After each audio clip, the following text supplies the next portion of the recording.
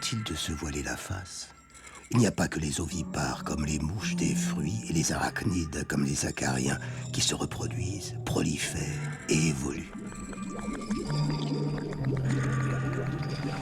Ces bactéries, ces moisissures et ces levures qui vivent partout autour de nous ont une vie sexuelle. Elles font du sexe, comme disent les scientifiques, et elles le font près de nous, sur nous, souvent même en nous.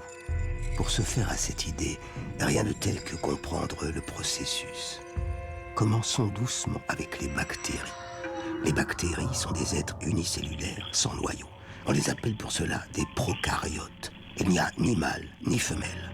Leur reproduction n'est donc pas sexuée. Elle procède par division.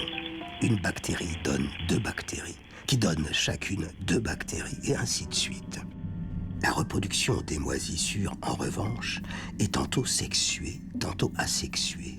Une découverte récente laisse penser que tous les champignons ont les 2 possibilités. Pourquoi ?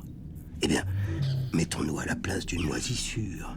Pas facile de rencontrer le partenaire idéal quand on ne peut pas bouger. Heureusement, la nature qui ne pense pas a tout de même pensé à tout. Une solution a émergé.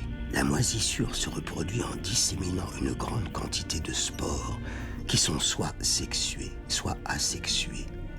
Pour fabriquer des spores asexués, elle est toute seule. C'est simple, rapide, efficace. Pas la peine de s'encombrer d'un partenaire.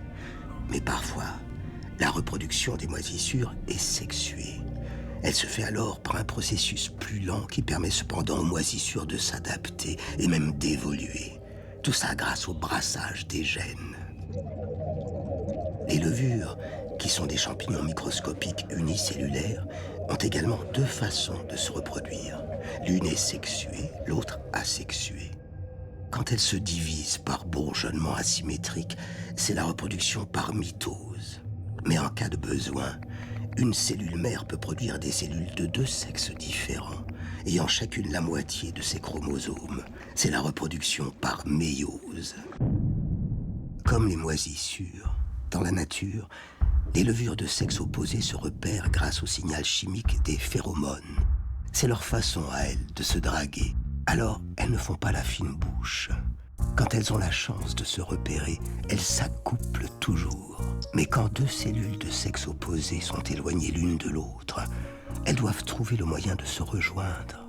Elles règlent donc le problème en fabriquant chacune une protubérance. C'est beau, c'est malin, c'est l'effet chmou. Sous leurs airs innocents, les bactéries, les moisissures et les levures ont donc une vie sexuelle des plus créatives, faite de protubérances, de phéromones, de division et de prolifération orgiaque. De quoi en inspirer plus d'un.